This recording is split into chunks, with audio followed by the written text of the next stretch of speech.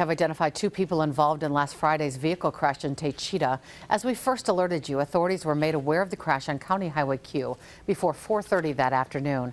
The reconstruction team says 34-year-old Gina Giese made a left-hand turn into a driveway but drove into the path of a vehicle driven by 77-year-old Ronald Birschbach. Birschbach was ejected from the vehicle and later hospitalized in critical condition.